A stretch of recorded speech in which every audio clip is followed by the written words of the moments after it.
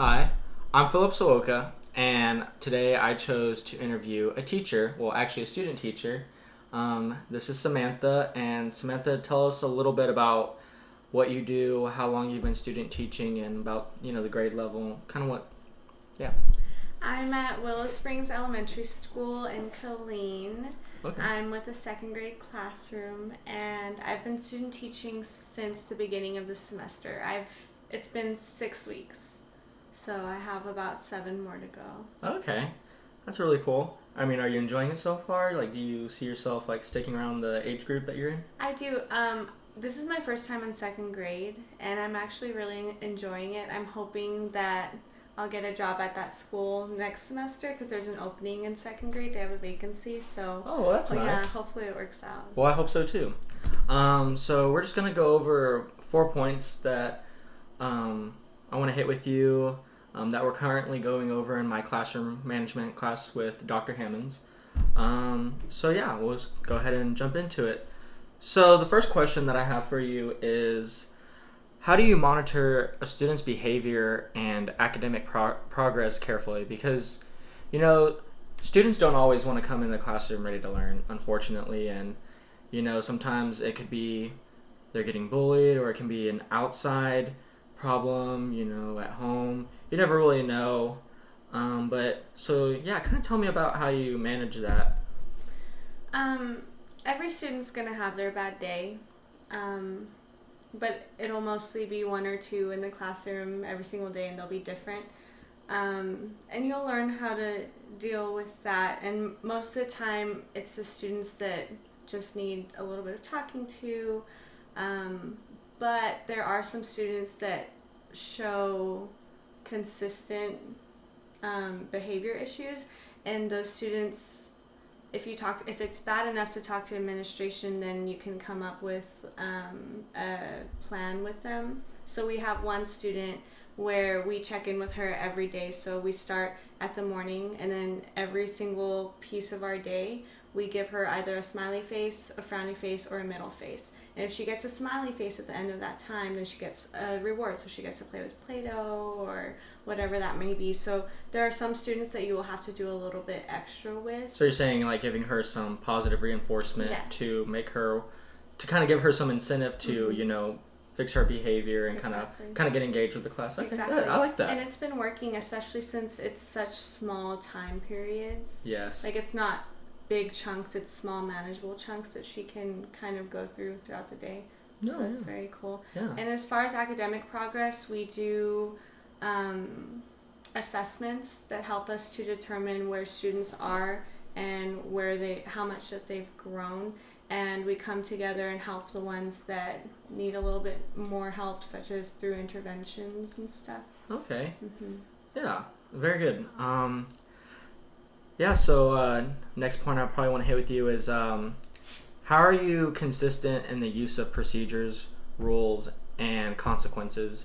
Because you could have one student that acts out a lot, and so you're used to getting onto them and going over the rules and having consequences for them. But then you have another student on the other hand who probably breaks the rules once or maybe even twice, but not as often, and it comes down to the point where it could be kind of like favoritism. Mm-hmm. Yeah. How would you say that you show all your students, that you're consistent about the procedures and rules and consequences in your class? I think it's really about setting your expectations from day one and not wavering from that, because when you waver from that even once, the students notice. Oh, yes. And that's when behavior starts to kind of spiral. So just having an open communication with the students and being clear about what your expectations are goes such a long way, because most of them want to follow the rules naturally, and most of them do follow the rules naturally. So those procedures just being in place. And as far as rules go, at the beginning of the first day of school, we had the students come together and make our rules together. and me and my mentor teacher had kind of before then tried to see what we wanted our rules to be, and we kind of guided the students to that, and we had them sign it. So having the students feel like it was our rules and not just me and the teachers, and that they have to follow them, really helps because it holds them accountable even more. Kind of gives them a little bit of ownership too. Yes. Also signing it kind of like a contracting kind of a way. That's very cool and very interesting, because, you can, it's not even just like younger kids. It goes throughout all, even high school. I mean, I even remember being in high school and seeing kids, like, teachers that weren't consistent with procedures and rules, like, they would get run all over by other students, and it just was hard on them, and it would upset the teacher, but, so, I think that's very good, that's very consistent and very good. Next point I want to hit with you is, how do you manage inappropriate behavior promptly? Because I know every school has that, It could be something they learned from TV or something they learned from another student or at home. How would you say you manage inappropriate behavior? I think it's just nipping it in the bud immediately. And it goes back to your rules and procedures. If a student is acting out inappropriately, most of the time they're going to be breaking a rule or not doing a procedure correctly.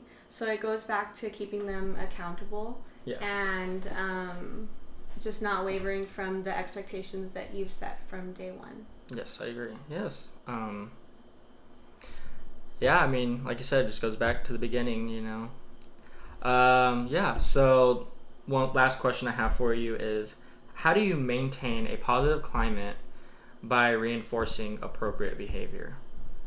I guess it goes back to the rules and procedures again. The purpose of having rules and procedures in the classroom is to keep a positive learning environment where students can actually grow and learn and be comfortable in.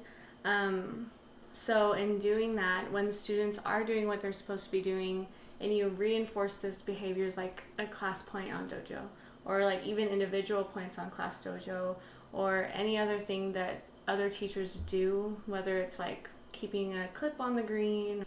And even if you don't do that, just saying like, thank you for being kind to another student, or thank you for being respectful even when you were mad, that keeps that positive climate, and it points other students to that positive thing that they did, and kind of makes them want to keep doing it, kind of like how we said at the beginning, gives them incentive, positive reinforcement.